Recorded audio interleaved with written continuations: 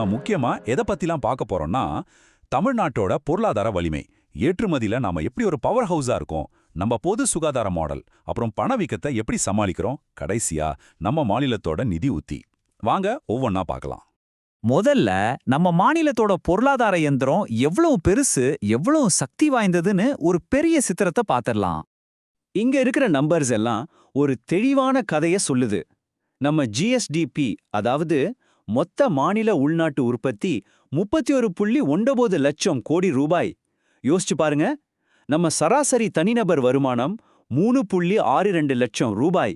இது தேசிய சராசரியை விட 1.77 மடங்கு அதிகம். அதுலயும் முக்கியமா உற்பத்தி துறை வளர்ச்சி 14.74%. இது அகில இந்திய சராசரியை விட 3 மடங்கு அதிகம். இது சாதாரண விஷயம் இல்ல. சரி, மாநிலத்துக்குள்ள நம்ம பொருளாதாரம் இவ்ளோ வலுவா இருக்கு. ஆனா உலக அரங்கில் நம்ம நிலைமை என்ன? தமிழ்நாடு எப்படி உலகத்தோட தன்னை இணைச்சுக்குது? வாங்க பார்க்கலாம். இந்தியாவிலேயே ஏற்றுமதிக்கு தயாரா இருக்கிற மாநிலங்கள் பட்டியல்ல நமக்கு 2வது இடம். இது சும்மா கிடைக்கல. நம்ம ஏற்றுமதியாளர்களுக்கு தேவையான ஒரு சக்தி வாய்ந்த சூழலை, ஒரு ஈகோசிஸ்டமே நம்ம மாநிலம் உருவாக்கி இருக்கு. அதுதான் இதுக்கு முக்கியமான காரணம். 52.07 பில்லியன் டாலர். இதுதான் 2024-25 நம்மளோட மொத்த சரக்கு ஏற்றுமதி. அதாவது 2020-21 கிட்டத்தட்ட 2 மடங்கு அதிகரிச்சிருக்கு. இந்த அசுர வளர்ச்சி உலக அளவுல நம்ம போட்டித்தன்மை எவ்வளவு அதிகரிச்சிருக்குன்னு காட்டுது. நம்ம ஏற்றுமதி எந்தெந்த துறைகள்ல சிறந்து விளங்குதுன்னு பாருங்க. எலக்ட்ரானிக்ஸ்ல நாம தான் நம்பர் 1. அதே மாதிரி ஜவுளி மற்றும் தோல் பொருட்கள்லயும் நாம தான் நம்பர் 1. பொறியியல் பொருட்கள்ல 2வது இடத்துல இருக்கோம். இது என்ன சொல்லுதுன்னா, பாரம்பரிய தொழில்கள்லயும் சரி, ஹைடெக் துறைகள்லயும் சரி, ரெண்டுலயுமே தமிழ்நாடு முன்னணியில இருக்கு. பொருளாதாரம், ஏற்றுமதி எல்லாம் சரி. ஆனா தமிழ்நாடு மாடலோட ஆன்மாவே அதோட சமூக கொள்கைகள்ல தான் இருக்கு. அதுல ரொம்ப முக்கியமானது பொது சுகாதார மாதிரி. வாங்க அத பத்தி ஆழமா பார்க்கலாம். தமிழ்நாடு பொருளாதார ஆய்வறிக்கையிலிருந்து ஒரு முக்கியமான வரி இது.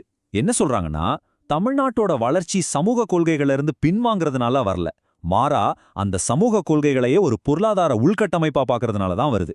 இது ஒரு ஆழமான தத்துவம். அதாவது மக்களோட ஆரோக்கியத்துல முதலீடு செய்யறது மாநிலத்தோட பொருளாதாரத்துல முதலீடு செய்யறதுக்கு சமம். இந்த தத்துவத்தோட விளைவுதான் இந்த நம்பர்ஸ். குழந்தை இறப்பு விகிதம் பாருங்க. 1000 பிறப்புகளுக்கு வெறும் 12 தான். நம்ம சராசரி ஆயுட்காலம் 73.4 வருஷம். பல பரிமாண வறுமை வெறும் 1.43%. இது இந்தியாவிலேயே மிக குறைவான விகிதங்கள்ல ஒண்ணு. இன்னும் சொல்லப்போனா, இந்தியாவுக்கு வர்ற மருத்துவ சுற்றுலா பயணிகள்ல சுமார் 25% பேர் தமிழ்நாட்டுக்கு வராங்க. நம்ம மக்களை தேடி மருத்துவம் திட்டத்துக்கு ஐநா விருதே கிடைச்சிருக்கு. இதெல்லாம் தொடர்ச்சியான முதலீடுகளோட நேரடி பலன்கள். பொருளாதாரம் வளருது, எல்லாம் சரி.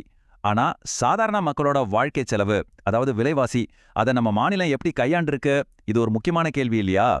இந்த டேபிள பாருங்க. இது தமிழ்நாடுக்கும் அகில இந்தியாவுக்கும் இடையிலான பணவீக்க ஒப்பீடு. 2022-23 அகில இந்திய பணவீக்கம் 6.7% இருந்தப்போ தமிழ்நாட்டில் 5.9% தான். இப்படியே குறைஞ்சிக்கிட்டே வந்து இப்போ டிசம்பர் வரைக்கும் பார்த்தா நம்ம மாநிலத்தில் பணவீக்கம் இன்னும் கட்டுப்பாட்டில் இருக்கு. இது ஒரு நல்ல விஷயம். சரி, இதை எப்படி சாத்தியமாக்குறாங்க? இதுக்கு பின்னாடி ஒரு தெளிவான உத்தி இருக்கு. மானிய விலையில அத்தியாவசிய பொருட்களை கொடுக்கறது, வருமான ஆதரவு திட்டங்களை செயல்படுத்துறது.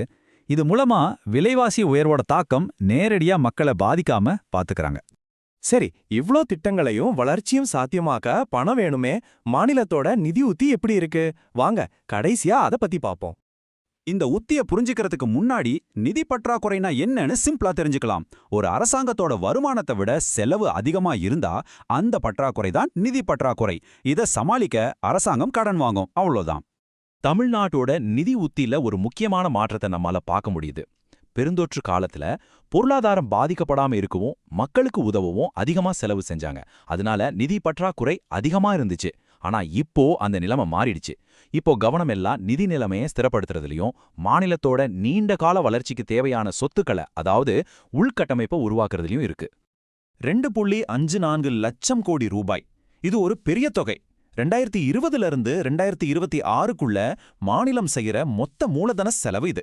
இந்த பணம் எதுக்கு செலவாகுதுன்னா, வெறும் அன்றாட செலவுகளுக்கு இல்ல, சாலைகள், பாலங்கள், தொழிற்சாலைகள்னு மாநிலத்தோட எதிர்கால வளர்ச்சிக்கு தேவையான சொத்துக்களை உருவாக்குறதுக்கு.